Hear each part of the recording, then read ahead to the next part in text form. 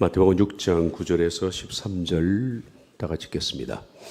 그러므로 너희는 이렇게 기도하라. 하늘에 계신 우리 아버지여, 이름이 거룩히 여김을 받으시오며 나라가 임하시오며 뜻이 하늘에서 이루어진 것 같이 땅에서도 이루어지이다.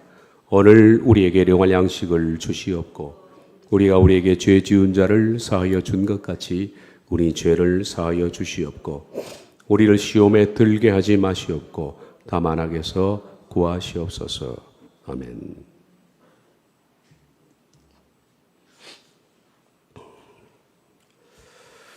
요즘 상황이 그래서 이 상황에 맞는 하나님 말씀을 좀 나눌까 하다가 말씀조차도 그러면 여러분이 좀 더 두려워할 것 같아서 했던 말씀을 계속하기로 했습니다. 그리고 하나 첨언드리면 많은 교회들이 앞장서서 대교회부터 문을 닫고 있는 실정입니다. 이 부분에 있어서 저는 강요하지 않겠습니다.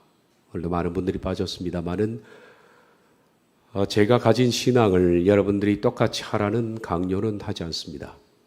저는 어떤 상황 속에서 앞으로 또 강제로 어떤 상황이 발생할지 모르지만 그런 상황이 발생하지 않는 선에서는 저는 이 자리에 그냥 있을 겁니다.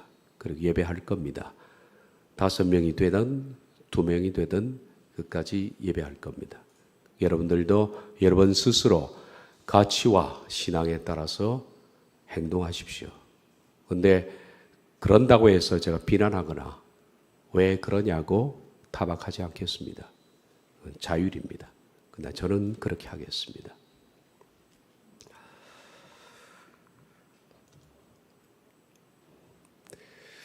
우리가 그동안에 하나님의 뜻을 알 수 있는 6가지 방편에 대해서 말씀을 나눴고 지난 시간까지 3번째 깊은 생각을 봤습니다. 6가지 방편을 통해서 하나님의 뜻을 우리가 알 수가 있습니다. 그리고 오늘은 4번째 인도, 그리고 다음은 느낌 표징이라는 4번째 시간에 들어왔습니다. 근데 보시다시피 참 위험스럽고 조심스러운 부분입니다. 인도, 느낌, 표징. 정말 위험스러운 부분입니다. 조심스럽기도 합니다. 왜냐하면 하나님의 인도를 받는다. 그리고 하나님의 뜻을 알 수 있는 방편의 표징. 이런 것들이 존재한다. 느낌이 존재한다. 이것은 지극히 주관적입니다. 인도와 표징과 느낌은 지극히 주관적입니다. 제가 주관적이라고 말하는 것은 이것이 모든 사람들에게 다 보편적으로 적용되는 것은 아니다라는 것. 객관적인 것은 너와 내가 함께 그렇게 될 수 있는 부분입니다. 지난 시간까지 말씀드렸던 3가지입니다. 말씀과 기도와 깊은 생각을 통해서 하나님의 인도하심을 받는 것은 객관적인 방편입니다. 누구나 그렇게 됩니다. 근데 4번째, 5번째, 6번째 느낌과 인도와 표징은 지극히 주관적입니다.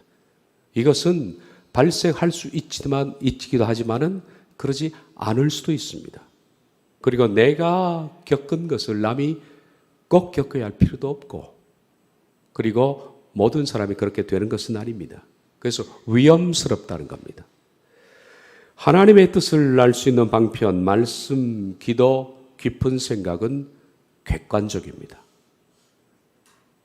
그러나 그 다음 나오는 인도와 느낌, 표징은 지극히 주관적입니다. 제가 주관적이라는 단어 앞에 지극히라는 뜻을 쓴 것을 이해하셔야 됩니다. 지극히 주관적이라는 것은 다른 사람이 그렇게 될 수 있다는 것을 말하는 것이 아닙니다. 다 그렇지 않습니다. 나의 경험이 당신에게도 경험될 수 있다는 것은 독선입니다. 그러므로 이 주관적인 부분을 말할 때는 상당히 좀 위험스럽고 걱정이 됩니다. 왜냐하면 이 부분을 얘기했다가 혹시 생각이 깊지 않는 분들은 이렇게 생각할 수 있습니다. 나도 그렇게 될 수가 있다. 그러면 그에게 적용되는 부분이 신비주의로 흐를 수 있고 자칫 거기는 경계선을 넘은 마귀가 기다립니다. 신비한 부분이 반드시 있습니다. 우리들은 영적으로 신비한 부분이 있습니다. 그런데 경계선이 있습니다. 어느 경계선을 넘어가면 그 다음부터는 감당할 수 없는 사탄의 역사가 있습니다. 그런데 많은 사람들이 이 경계선 안에서 이것을 다룰 수 있는 실제적인 능력이 부족합니다. 알미 부족합니다. 그래서 지극히 주관적인 것을 말할 때는 참 말하기 어렵습니다. 오늘 제가 어려운 얘기를 하는 겁니다. 아마 이 얘기는 다음 주까지 하고 제가 끝내려고 하는 거예요. 이 주관적인 인도와 느낌과 표징을 통해서 하나님의 뜻을 알 수 있는 이 방편들엔 저는 이런 먼저 전제 제한을 두면서 얘기하고 싶습니다. 전제 조건은 7가지입니다. 첫째, 주관적인 것은 객관적인 것 다음으로 따라 나오는 부차적인 것이다. 말씀과 기도와 깊은 생각, 이것은 객관적인 겁니다. 이것 다음에 나오는 것이지 주관적인 것이 우선되어서는 안 됩니다. 그 두 번째, 주관적인 것은 반드시 필요한 것은 또 아닙니다. 이 세 가지 주관적인 것이 없으면 하나님의 뜻을 모르느냐? 그것이 아닙니다. 충분히 객관성 가지고도 하나님의 뜻을 분석할 수가 있습니다. 그러므로 주관적인 것은 반드시 필요한 것은 아닙니다. 그럼에도 불구하고 주관적인 것이 존재하는 겁니다. 세 번째, 주관적인 것을 앞세우는 것은 위험합니다. 느낌과 인도와 표징을 앞세우는 것은 위험합니다. 말씀드린 것처럼 사탄의 올무에 걸릴 수가 있습니다. 네 번째, 하나님은 객관적인 것으로 충분히 우리에게 그 뜻을 알릴 수 있습니다. 다섯 번째, 주관적인 것은 하나님의 결정으로 경험되는 겁니다. 내가 경험을 하려고 애써서 그런 것이 아니라 하나님께서 우리에게 그렇게 허락하시는 겁니다. 그러므로 주관적인 것은 내가 붙들려고 애를 쓸 필요가 없는 부분입니다. 하나님의 자유로운 주권 속에서 행해지는 그분의 하나의 섭리적인 방편입니다. 여섯 번째, 주관적인 것을 나누는 것은 매우 조심해야 됩니다. 간증도 조심해야 되고 주관적인 것 때문에 매우 조심해야 됩니다. 왜냐하면 이런 것들을 자랑스럽게 나누다가 영이 망가질 수 있습니다. 교만할 수 있습니다. 이런 전제 조건을 두고 말씀을 드리겠습니다. 사도 바울 역시 주관적인 체험을 했습니다. 놀라운 체험을 합니다. 고린도후서 12장 7절에 10절을 보면 여러 계시를 받은 것이 지극히 크므로 이때는 계시가 존재했으니까 말입니다. 너무 자만하지 않게 하시려고 내 육체에 가지고 사탄의 사자를 주셨으니 이는 나를 쳐서 너무 자만하지 않게 하려 하심이라. 그만큼 위험한 겁니다. 사도 바울이 경험했던 주관적인 이 모든 것들이 너무나 엄청나고 개인적이고 그래서 자칫 잘못하면 바울의 영이 사탄에게 망가질 수 있기 때문에 하나님께서는 바울이 이 경계선을 넘지 않도록 그에게 질병을 허락하셨다는 겁니다. 그래서 바울에게서 질병은 그를 교만에 빠뜨리지 않기 위한 주관적인 체험을 보호하기 위한 하나님의 방편이었습니다. 바울은 이 사탄의 사자, 가시, 질병이 떠나도록 3번 죽게 간구했습니다. 그랬더니 하나님 말씀하시기를 내 은혜가 너에게 족하다. 이는 내 능력이 약한 데서 온전하여 주임이라 하신지라. 네가 약해야 주관적인 체험을 강조하다가 교만에 빠지지 않는다는 얘기입니다. 이 사실을 알고 바울이 고백합니다. 그러므로 도리어 크게 기뻐함으로 나의 여러 약한 것들에 대하여 자랑하니 이는 그리스도의 능력이 내게 머물게 하려 함이라.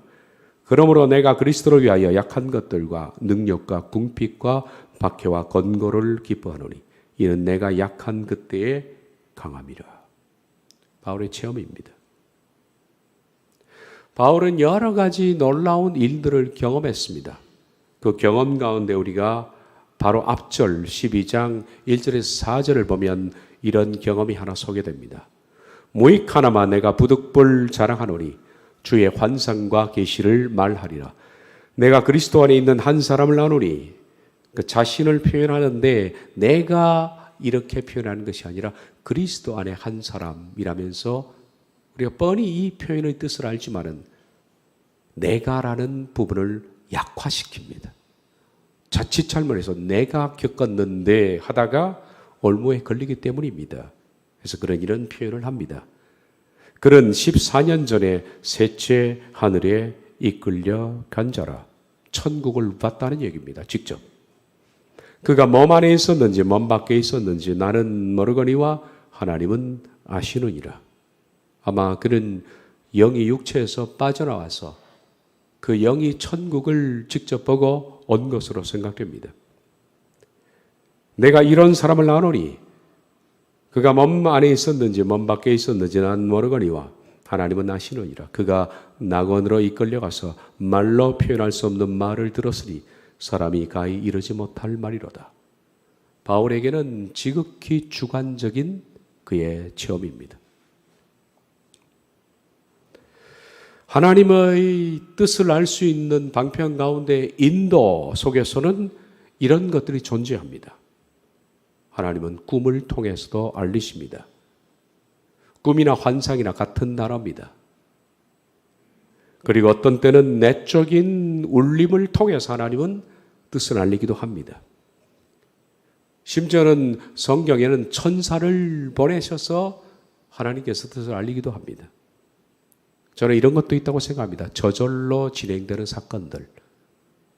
내 밖에서 그 사건들이 저절로 진행되어 가기도 합니다. 이런 신비한 영역들이 있긴 있습니다. 말하기가 참 조심스럽습니다. 꿈에 대해서는 제가 전번에 설교 깨어진 꿈을 회복하라 라는 설교를 했었습니다. 그때 꿈에 대해서 여러 차례 얘기를 했습니다. 그때 말씀드렸습니다. 꿈과 환상은 같은 것이라. 꿈은 의식이 닫히면서 펼쳐지는 장면이고 의식이 있을 때 펼쳐지면 환상입니다. 똑같은 겁니다. 뭐 특별한 게 없습니다. 눈 뜨고 보면 환상이고 자면서 보면 꿈입니다. 그 차이입니다. 그때 꿈에 대해서 이렇게 깨어진 꿈을 회복하라에서 말씀드렸습니다. 존 A. 샘포드 목사의 책 제목입니다. 꿈, 영혼에 잊혀진 언어입니다. 이 꿈은 다음과 같은 목적이 있다고 그랬습니다. 첫째는 꿈을 통해서 하나님은 교훈하십니다. 그리고 두 번째 경고하십니다. 세 번째로 위로와 치료를 하십니다. 그리고 예시를 하십니다. 계시라는 단어를 쓰면 안 됩니다. 예시를 하십니다. 말씀드린 것처럼 꿈과 환상은 같은 현상입니다. 꿈과 환상을 통해서 이런 네 가지를 하나님은 하시기도 합니다. 아무 의미 없는 꿈은 없습니다. 우리가 잠을 잘 때 잠은 1에서 4단계까지 있다고 그랬습니다. 그래서 2단계로 접어드는 바로 그 시점에 펼쳐지는 우리 무의식의 스크린이 꿈입니다. 그러나 우리가 눈 멀쩡히 뜨고 있을 때 펼쳐지는 의식의 스크린이 환상입니다. 그런데 이 네 가지 꿈의 목적 가운데 주로 80% 아니 90% 어쩌면 95% 대부분 꿈들이 어떤 목적이냐면 세 번째입니다. 위로와 치료입니다. 여러분들은 이 꿈들을 위로와 치료로 하나님이 많이 혹은 내 영이 스스로 나를 위로하고 치료하는 겁니다. 문제는 위로와 치료의 꿈들을 예시라고 생각해서 많은 문제가 발생하기도 합니다만 꿈은 대부분 목적이 자는 동안에 내가 살아왔던 삶 속에서 받았던 억압, 스트레스, 분노 이런 것들을 녹여내는 역할을 합니다. 그래서 꿈을 꾸지 못하게 꿈을 꾸기 시작하는 사람을 깨우면 미쳐버린다 그렇게 말씀을 드렸지 않습니까? 근데 간혹 아주 간혹 꿈은 교훈하기도 하고 경고도 합니다. 그리고 일생 가운데 한두 번 아주 드물게 꿈은 예시도 합니다. 근데 그 예시의 꿈은 너무나 드문 일입니다. 평생 몇 번 있을까 말까 한 그런 부분입니다. 성경에는 꿈에 관한 기록들이 많이 있다. 그렇게 말씀드렸습니다. 성경에 나와 있는 꿈들은, 기록된 꿈들은 거의 다 어떤 꿈일까요? 예시입니다. 예시입니다. 왜냐하면 이 교훈이나 위로와 치료 같은 개인적인 하나님께서 그 꿈을 통해서 그 사람을 위로하고 치료하는 것을 성경에 쓸 필요가 없지 않습니까? 성경은 그 예시만 뽑아서 기록했기 때문에 사람들이 성경을 읽다가 꿈은 전부 예시구나라고 생각하면 오해입니다. 그 꿈을 꾼 사람도 평소에는 거의 대부분의 꿈들이 위로와 치료의 꿈들이었습니다. 그러다가 일평생 몇 번 예시를 하나님이 주시는 꿈들, 그걸 성경에 기록했기 때문입니다. 창세기 15장에는 아브라함이 제사를 드리는 장면이 나옵니다. 이것은 그의 환상이었습니다. 눈 뜨고 본 겁니다. 야곱은 베델에서 그런 꿈을 꾸었습니다. 그런 무의식의 창에서 꿈을 꾼 겁니다. 요셉도 창세기 37장을 보면 17세의 나이에 그런 꿈을 두 편 꿉니다. 그 꿈은 예시였습니다. 장차 하나님이 그를 어떻게 쓸 것이다 라는 예시였습니다. 여러분, 우리 성경 가운데 꿈을 통해서 많은 메시지를 받은 선지자들도 있습니다. 대표적인 사람들이 오바댜, 그리고 나훔, 하박국입니다. 그리고 가장 많은 환상을 겪었던, 실제적인 환상을 겪었던 선지자가 에스겔입니다. 그래서 에스겔서를 보면 하나님께서 어느 날 몇월 며칠 날 그를 내리시고 옮기셨다. 그랬더니 그발 강가에 그가 섰다. 그리고 환상을 보는 내용들을 쭉 씁니다. 에스겔은 그 내용들이 많이 있죠. 꿈 해석의 천재는 요셉과 다니엘입니다. 신약성경 마태복음을 처음 딱 열면 1장, 2장 이 두 장 가운데 꿈 얘기가 5번 나옵니다. 적지 않은 횟수입니다. 지난 시간에 봤던 제가 말씀드렸던 내용 가운데 요셉이 꿈을 꾸다가 천사의 방문을 받습니다. 마리아를 가만히 끊으려 했는데 그녀를 데려와라. 성령으로 잉태된 것이다. 꿈을 통해서 받았습니다. 예수님을 직접 보고서 헤롯에게로 가려고 했던 동방 박사들에게 꿈에 천사의 지시가 왔습니다. 헤롯에게 가지 마라. 그리고 요셉과 마리아에게 애굽으로 도피하라. 그리고 네 번째는 다시 이스라엘로 와라. 다섯 번째는 갈릴리로 가라. 그렇게 해서 나사렛이라는 동네에 가서 사는 얘기가 나옵니다. 마태복음 1장, 2장 사이에 5번의 꿈이 나옵니다. 하나님은 꿈을 통해서 뜻을 알리기도 합니다. 그러니까 이것이 목적이 될 필요는 없습니다. 이것은 보조수단입니다. 사도행전 1장 8절에는 이런 말씀이 나오죠. 예루살렘, 유대, 사마리아 땅끝까지. 여기서 말하는 땅끝은 로마입니다. 성령이 임하시면 너희가 권능을 받아서 예루살렘에서 로마까지, 예루살렘, 유대, 그 다음 사마리아 땅끝으로 가라. 각 단계가 있습니다. 그런데 마지막 땅끝을 열었던 첫 주인공이 누구냐? 사마리아까지 복음이 번졌다가 땅끝으로 들어가는 첫 관문이 우리가 잘 아는 로마의 장교, 아마 계급이 대이쯤 될 것으로 생각되는데 로마의 장교 고넬리우스라는 사람입니다.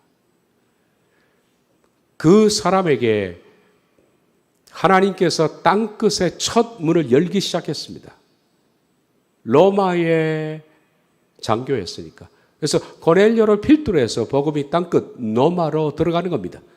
거기는 중요한 바울이라는 매개체를 통해서 들어가지만은 바로 땅끝 복음의 첫 문을 열었던 고넬료는 환상을 통해서 그 복음의 문을 받는 거 우리가 사도행전 10장에서 잘 알고 있습니다.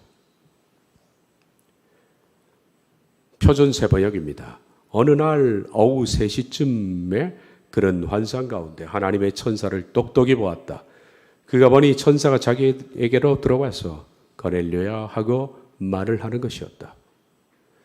이튿날 그들이 길을 가다가 욥바 가까이에 이르렀는데 그때 베드로는 기도하려고 지붕으로 올라가고 있었다. 때는 오정쯤이었다. 그가 시장하여 먹고자 하며 사람들이 준비할 때 황홀한 중에 이제 환상을 보는 겁니다. 먼저 고넬료에게 환상을 통해서 복음이 들어가도록 하셨고 고넬료에게 말씀하기를 너는 저 욥바의 가죽쟁이 시몬의 집에 거주하고 있는 정확하게 말합니다. 욥바라는 장소 그리고 그 집은 바닷가에 있고 집주인은 시몬이다. 그의 직업은 가죽쟁이다. 그 집에는 베드로가 있는데 그를 청해서 복음을 들으라. 구체적으로 하나님께서 말씀하셨습니다. 그래서 종을 보냈는데 그 사이에 하나님은 베드로에게 문을 여시고 이방인을 받아들일 수 있도록 하나님은 하셨습니다.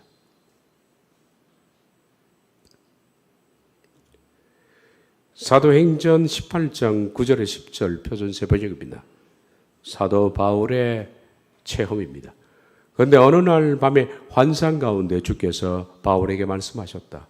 두려워하지 말아라. 잠자코 잊지 말고 끊임없이 말하여라. 내가 너와 함께 있을 터이니 아무도 너에게 손을 대서 행하지 못할 것이다. 이 도시에는 나의 백성이 많다. 그런 의식이 있는 상태에서 하나님 말씀을 들었습니다.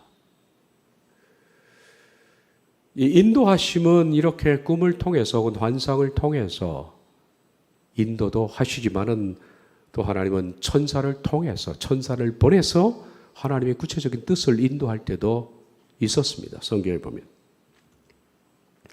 열왕기상 19장 5절에 실제로 보면 엘리야 얘기입니다. 로뎀 나무 아래에 누워 자더니 천사가 그를 어루만지며 그에게 이르되 일어나서 먹으라 하는지라. 본즉 머리맡에 숯불에 구운 떡과 한 병 물이 있더라. 이에 먹고 마시고 다시 누웠더니 여호와의 천사가 또 다시 와서 어루만지며 이르되 일어나 먹으라. 네가 갈 길을 다 가지 못할까 하노라 하는지라. 하나님은 엘리야에게 천사를 보내셨습니다. 누가복음 1장 26절부터입니다. 여섯달에 천사 가브리엘이 하나님의 보내심을 받아 갈릴리 나사렛이란 동네에 가서 다윗의 자손 요셉이라는 사람과 약혼한 처녀에게 이르되 그 처녀 이름은 마리아라. 그에게 들어가 이르되 은혜를 받은 자여 평안할지어다. 주께서 너와 함께 하시도다 하니 처녀가 그 말을 듣고 놀라 이런 인사가 어찌민가 생각하며 천사가 이르되 마리아여 두려워하지 말라. 네가 하나님께 은혜를 입었느니라. 그 천사의 방문을 받습니다. 사도행전 12장 7절입니다. 호련히 주의 사자가 나타나매 옥중에 광채가 빛나며 또 베드로의 옆구리를 쳐 깨워 이르되 급히 일어나라 하니 새 사슬이 그 손에서 벗어진지라. 천사가 이르되 띠를 띠고 신을 신으라 하거늘 베드로가 그대로 하니 천사가 또 이르되 겉옷을 입고 따라오라 한데 베드로가 나와서 따라갈새 천사가 하는 것이 생시인 줄 알지 못하고 환상을 보는가 하더라. 이건 환상은 아니었습니다. 생시였습니다. 그런데 베드로는 천사의 방문을 받아서 움직였습니다. 창세기 18장을 봅니다. 창세기 18장 보면 아브라함이 만나는 장소입니다. 여호와께서 마므레 상수리 나무들이 있는 곳에서 아브라함에게 나타나시니라. 자, 여호와께서 나타나셨다 그랬습니다. 네, 날이 뜨거울 때 그가 장막문에 앉아 있다가 눈을 들어본즉 사람 셋이 맞은편에 서 있는지라. 여호와께서 나타났다고 그랬는데 나타날 때의 모습은 사람 셋이었습니다. 그러니까 하나님께서 인간의 몸을 입고 나타나신 겁니다. 세 사람 속에 하나님이 계시는 겁니다. 세 사람이 다 하나님은 아니었죠. 그리고서 우리가 잘 아는 아브라함에게 명년 이맘때 내게 자식이 있을 것이다 라고 말씀했습니다. 근데 그 사람이 거기서 떠나 소돔으로 향하고 그 사람들이 복수입니다. 이 세 사람 가운데 그 사람들이 두 사람입니다. 나중에 보면 소돔으로 갔습니다. 아브라함은 여호와 앞에 그대로 있더니, 그러니까 세 사람 가운데 한 분은 사람의 모습을 입고 있는 한 분은 여호와 하나님이었고 그 사람들 두 사람은 나중에 보니까 창세기 19장에 보면 소돔에 두 천사가 이르렀다. 천사였습니다. 아브라함에게 나타난 세 사람은 한 분은 사람의 몸을 입은 여호와 하나님이었고 둘은 천사였다라는 얘기입니다. 하나님께서 인간의 몸을 입고 사람처럼 나타나는 것을 신학적으로 이렇게 표현합니다. 신인동형론입니다. 신과 인간이 같은 형태를 가지셨다. 신인동형론의 가장 극점이 뭐냐면 그것이 임마누엘입니다. 그리고 인카네이션, 하나님께서 인간의 몸을 입고 이 땅에 예수 그리스도로 오신 것, 그것이 신인동형론의 결정판입니다. Anthropomorphism이라고 부릅니다. 신인동형론. 신께서 인간의 몸을 입고 이 땅에 오셨습니다. 그러면 우리는 이렇게 물을 수 있습니다. 오늘날에도 그럴 수 있을까? 이 부분에 있어서 100% no라고 답을 하지 않습니다. 거의 그런 일이 없지만 하나님께서 특별한 이유로 그럴 수가 있다는 사실 자체를 부인하지는 않습니다. 이처럼 앞에서 말씀드린 꿈, 환상, 내적인 울림은 내 속에 가슴판을 대고 하나님이 말씀하시는 건데 울림이라고 표현하기 좋겠습니다.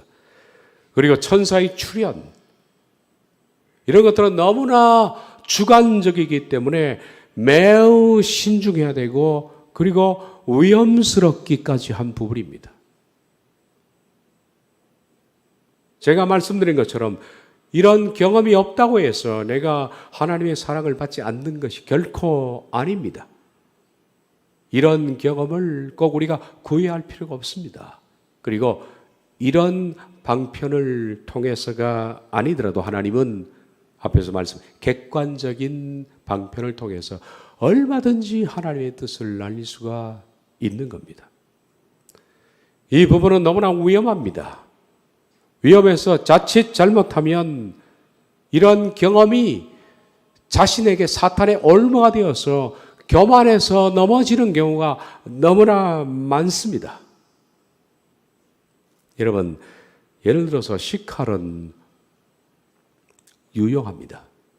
근데 이 식칼을 아무나에게 줄 수 없습니다. 4살짜리, 5살짜리 꼬맹이에게 식칼을 들려줘서 어떤 일이 발생할지 뻔합니다. 아주 위험한 겁니다. 식칼을 쓸 수 있는 사람은 아이들이 아닙니다.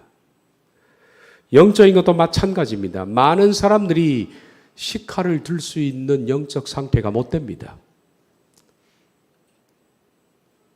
그렇지만 사탄은 또한 이런 부분을 이용하기도 합니다. 식칼을 들 수 없는 그런 정도의 영적 어린아이에게 사탄이 식칼을 들려두니까 그걸로 인해 가지고 함부로 단죄하고 함부로 정죄하고 교만하고 우쭐대다가 자기도 망가지고 하나님의 나라의 백성들에게 심각한 상처를 입히고 교회에 해를 끼치는 사람들이 있는 걸 우리가 많이 봅니다. 지극히 주관적인 경험은 충분히 객관적인 삶을 산 사람들에게 주어지는 부수적인 것입니다. 말씀 안에서 그리고 깨어짐과 거룩함의 성품을 가진 사람에게 주어져야 할 조심스러운 식칼이지, 그러지 못한 사람에게 주어졌을 때 이것은 위험할 수가 있다는 사실을 꼭 명심해야만 합니다. 성경을 보면 이런 부분에 대해서 저는 이렇게 생각합니다. 한 구절도 이런 것을 구하라 한 부분은 없습니다. 하나님의 뜻을 분별하기 위해서 꿈을 꾸어라, 뜻을 분별하기 위해서 환상을 보아라, 음성을 들어라, 천사를 만나라, 이런 명령은 하나도 없습니다. 이것은 적어도 신의 주권적 결정입니다. 하나님이 그렇게 하고 싶을 때 하나님의 자유로운 선택에 의해서 우리에게 주어지는 주권적 결정이지, 내가 구하거나 내가 원해서 되어지는 부분이 아닙니다. 내가 구하고 원할 때는 사탄이 줄 수 있다는 사실을 명심해야 됩니다. 그도 광명의 천사로 둔갑해서 여러분에게 체험이라는 놀라운 신비적인 미끼를 하나 던지고 그것을 먹는 순간에 온 영혼의 독소가 퍼져서 말씀을 떠나게 되고 교만한 상태에서 무너지는 그런 것들을 위해서 사탄도 이걸 쓴다는 것을 결정해야 됩니다. 그래서 항상 말씀드린 것처럼 객관적인 것은 주관적인 것은 위에 있어야 합니다. 주관적인 것은 객관성의 보조 자료일 뿐입니다. 목적이 될 수가 없고 그것은 주수단이 아닙니다. 다시 한번 제가 앞서 말씀드린 걸 기억하십시오. 주관적인 것은 객관적인 것 다음으로 따라 나오는 부차적인 것입니다. 주관적인 것은 반드시 필요한 것은 아닙니다. 주관적인 것을 앞세우는 것은 위험합니다. 객관적인 것을 통해서 충분히 뜻을 알 수 있습니다. 주관적인 것은 하나님의 결정으로 경험될 수 있는 겁니다. 주관적인 것을 나누는 것은 매우 조심해야 됩니다. 자신을 교만하게 할 수가 있기 때문입니다. 항상 하나님께서는 우리를 주관적인 어떤 특별한 이런 방편을 통해서 인도할 때는 목적이 있습니다. 뚜렷한 목적이 있어서 그런 거지, 그냥 우리가 신앙의 어떤 즐거움, 영적인 어떤 즐거움, 영적인 엔터테인먼트를 위해서 하나님이 우리에게 이런 체험을 주시는 것이 아닙니다. 목적이 있다는 겁니다. 자, 예를 들면 사도행전 8장 26절에 18절을 보면 주의 사자가 빌립에게 말하 이르되 일어나 남쪽으로 향하여 예루살렘에서 가사로 내려가는 길까지 가라. 천사가 빌립에게 나타나서 말합니다.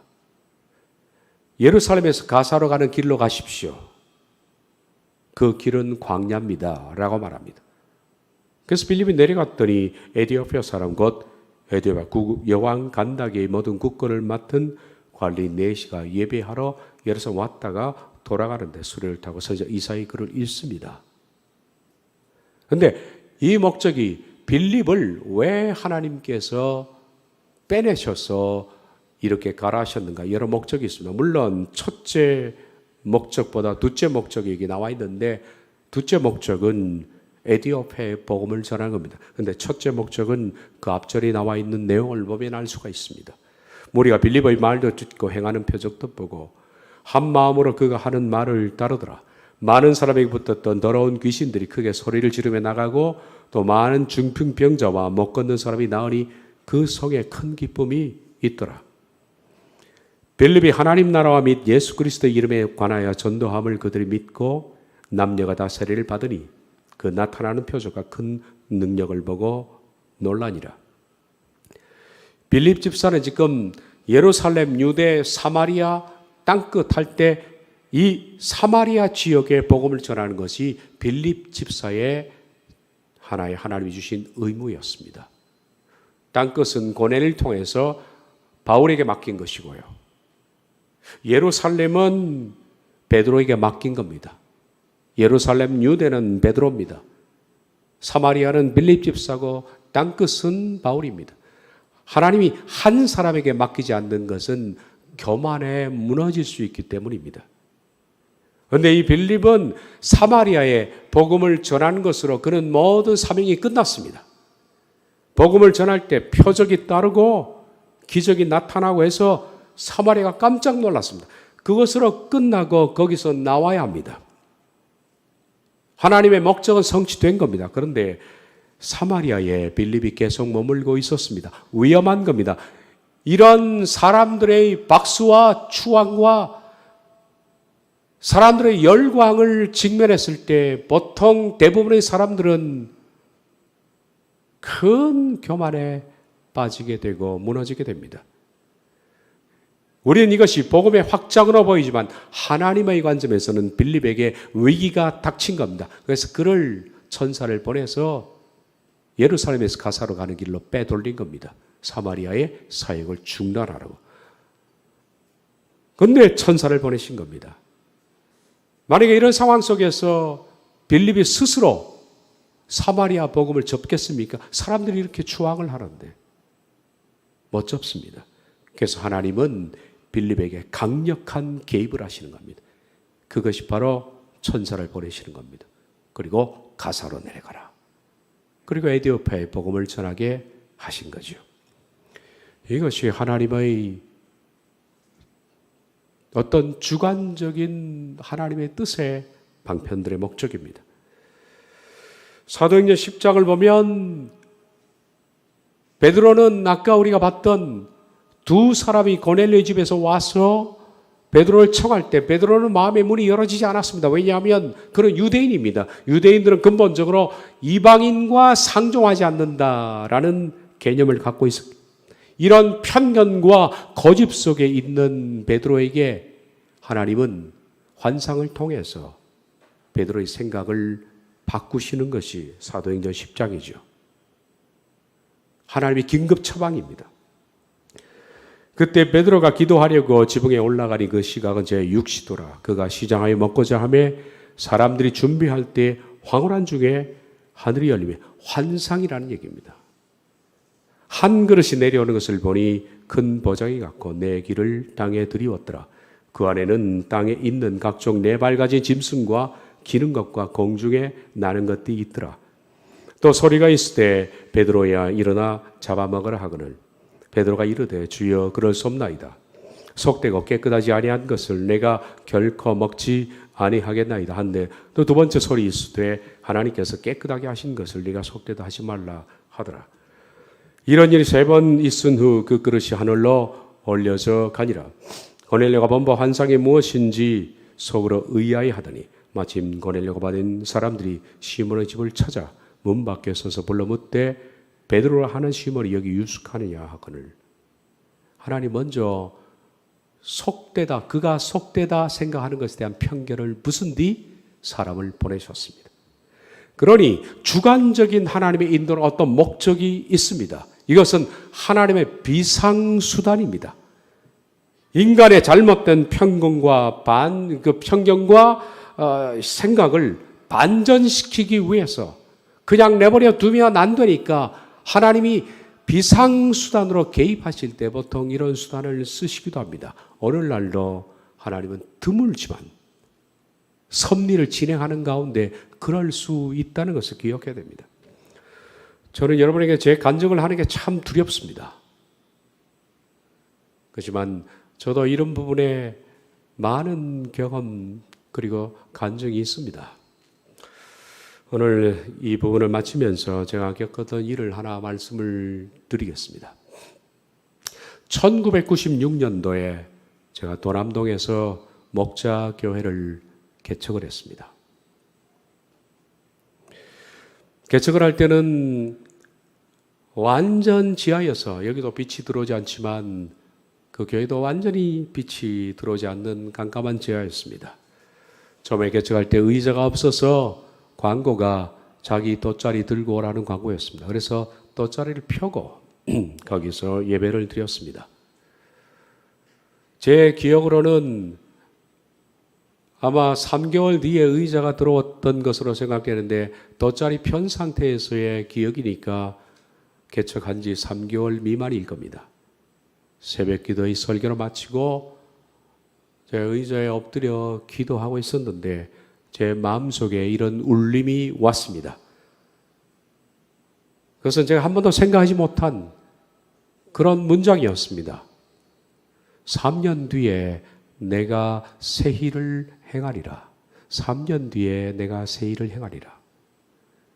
저는 옆에서 누가 얘기하는 것 같은 느낌이 들어서 주변을 봤는데 사람은 없었습니다. 제가 그 얘기를 했던 것은 저희 집사람에게 오직 얘기했을 겁니다. 그런 울림이 있었어 라고 했습니다. 그 다음 날이었습니다. 새벽 기도에 참석했던 항상 그분은 제가 그 울림을 들었을 때 뒤에서 그분도 기도하고 있었는데 연세가 60이 조금 넘으신 권사님 한 분이 그 당시에 오셨습니다.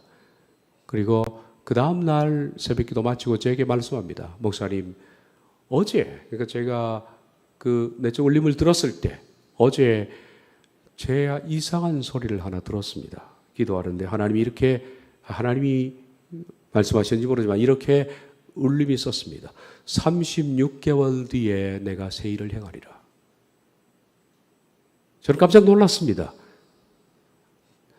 저는 그런 부분에 있어서 이 경험들을 앞세우지 않기 때문에 경험들은 아주 묻어두는 스타일입니다. 대부분 얘기를 하지 않습니다. 그런데 제 성향을 하나님이 아셔서 그런지 그분을 통해서 다시 한번 그 3년을 개월로 확인을 해 주신 겁니다. 제 성향은 치우치지 않습니다. 그래서 저는 깡그리 잊어버렸습니다. 3년이든 5든 뭐 새 일이 뭘까 좀 궁금했지만은 저는 그것을 그냥 묻어두고 잊어버렸습니다. 그리고 개척한 지 2년이 지났었습니다. 2년이 지난 뒤에 그동안에 하나님께 수적으로 많이 부흥을 시키셔서 이제는 그 예배당이 사람들이 앉을 자리가 없고 군대 그 주변에 4곳을 빌렸습니다. 4곳을 빌려서 교육관으로도 쓰고 사무실 쓰고 뭐 예배 보조할 수 있는 장소 쓰고 그래서 4군데가 흩어져서 그렇게 예배를 할 때였습니다. 근데 저희 교회 장로님 한 분이 제게 와서 그런 얘기를 합니다. 목사님, 예배 장소가 너무 협소하니까 이제 우리가 좀 더 큰 데로 옮겨야 되겠습니다. 그럼 장로님이 그러면 저도 그렇게 생각하는데 장로님도 알아보시고 그럼 저도 한번 알아보도록 하겠습니다. 그리고 알아보기 시작했습니다. 그 일대를 샅샅이 뒤졌는데 마음에 드는 장소가 아주 딱히 없었습니다. 가격도 비쌀 뿐더러 그리고 넓은 평수가 그렇게 찾기 쉽지가 않더라고요. 이 정도 평수 같으면 우리가 됐을 때 말입니다. 그렇게 전세를 한참 구하고 있다가 그 순간에 한 달, 2달 지났을까 그 장로님이 제게 와서 얘기합니다. 목사님 좋은 게 하나 나왔다는 겁니다. 어디입니까? 라고 했더니 도남동 사거리에 서울은행 도남동 지점 건물이 나왔습니다. 은행 건물이 새로도 나오나 그렇게 생각을 했죠. 그래서 얼마입니까? 물었더니 매매로 나왔습니다. 저는 장로님이 농담하시는 줄 알았어요. 매매로. 아니 우리 형편 뻔히 아는데 무슨 매매입니까? 불가능합니다. 목사님 좀 얘기를 들어보십시오. 그때가 IMF가 시작될 때입니다. 여러분. 그러니까 막 도산되고 어려울 때죠. IMF가 시작하면서 서울은행이 홍콩은행에 아마 뉴스를 본 사람 다 기억할 거예요. 홍콩은행에 서울은행이 매각하기로 결정이 됐습니다. 그런데 홍콩은행이 서울은행을 매수하는 매입하는 조건으로 먼저 서울은행 건물들 많이 건물이 거품이니까 한국에 건물들을 매각해라 몇 개를. 그렇게 해서 시범 케이스 3개 중에 1개가 도남동 서울은행 지점이 매각 대상으로 됐다는 얘기입니다. 그 서울은행에서 그것을 매각하는데 살 사람이 없지 않습니까? 그러자 그것이 공매로 나와서 4차까지 떨어졌습니다. 4차, 공매는 4차가 마지막이거든요. 4차 공매로 떨어지니까 1차 할 때마다 20%씩 떨어지는 거예요. 그게 거의 바닥권을 나, 바닥까지. 꽤 큰 건물이었는데.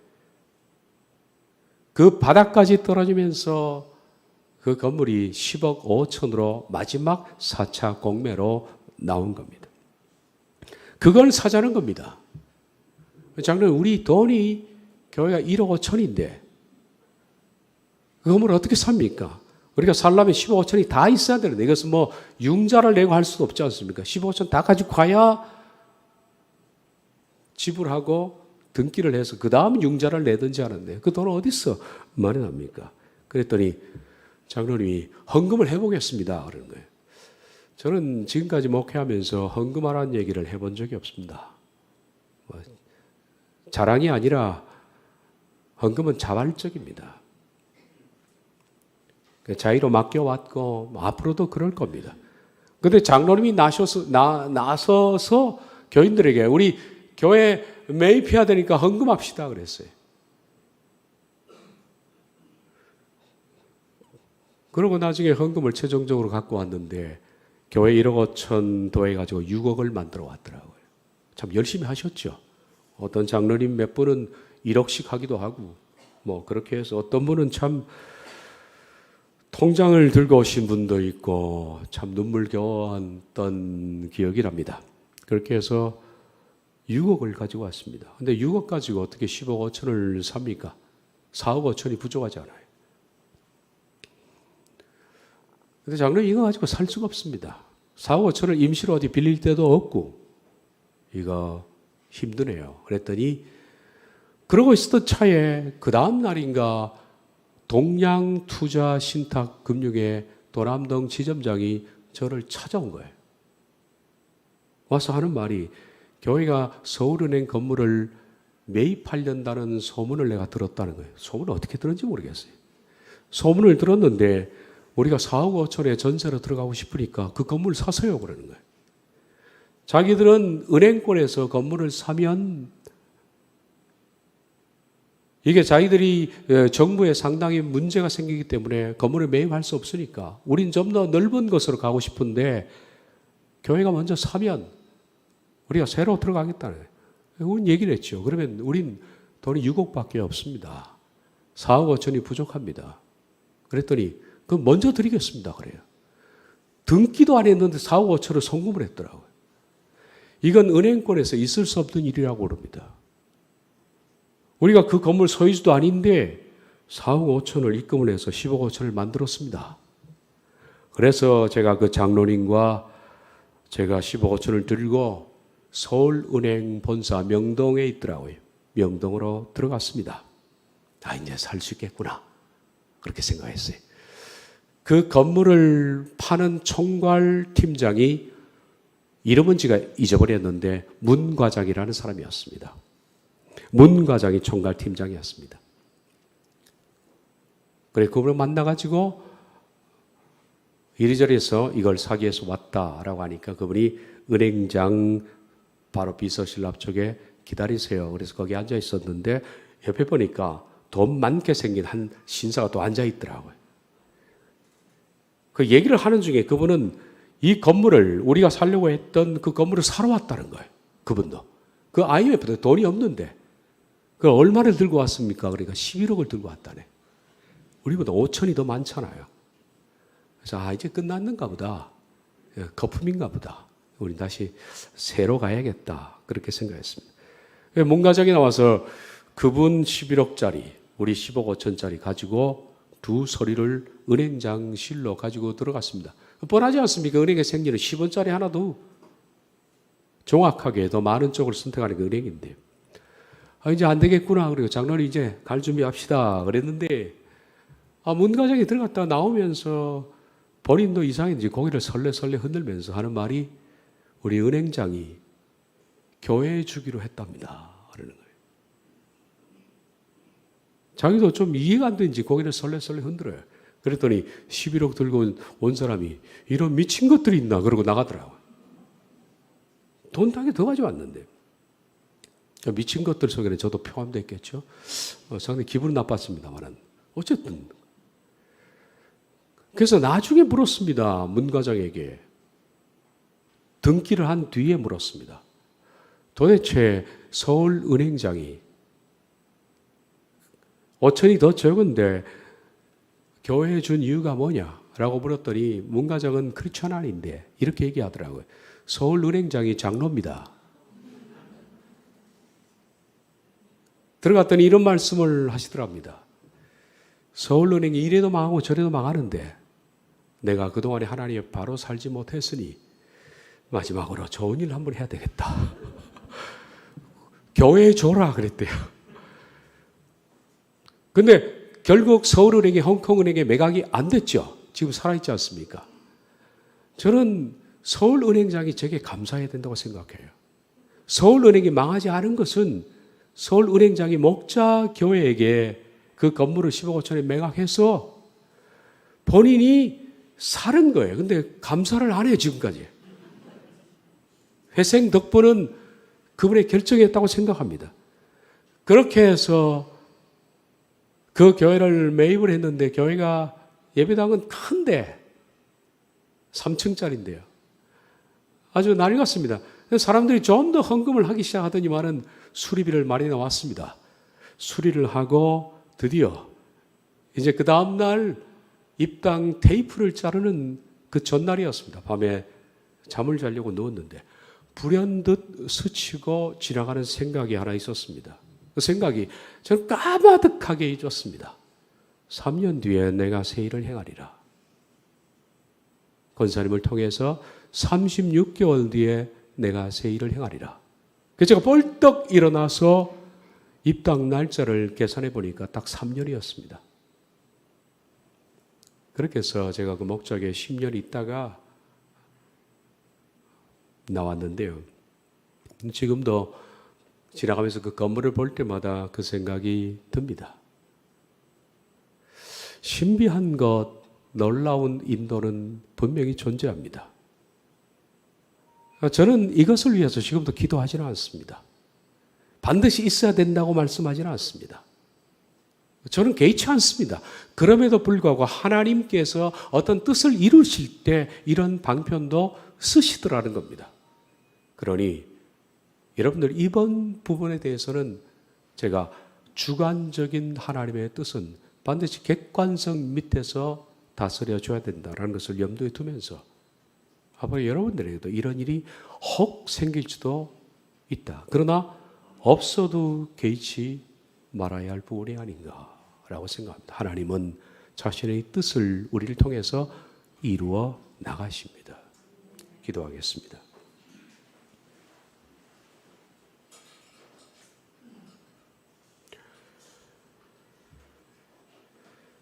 자비하신 하나님, 우리 하나님의 원을 저희들이 알고 싶습니다. 또 저희들 하나의 원대로 살기를 원합니다. 오늘 우리가 나누었던 이 부분이 상당히 조심스러운 부분이지만은 우리 교우들이 믿음을 성장하고 성숙된 상황에서 이런 부분이 수용되도록 하나님께서 균형을 허락해 주시기를 원합니다. 그러나 이런 부분이 없어도 우리들은 하나님의 뜻에 굴복할 것이고 하나님께서 어떤 개인적인 체험을 주지 않으시더라도 저희들은 말씀을 조차 굴복하며 말씀이 이끄는 대로 가치를 두고 살 것입니다. 이 부분은 변함이 없을 것입니다. 영광을 하나님 받아주시옵소서. 예수님의 이름으로 기도하옵나이다. 아멘.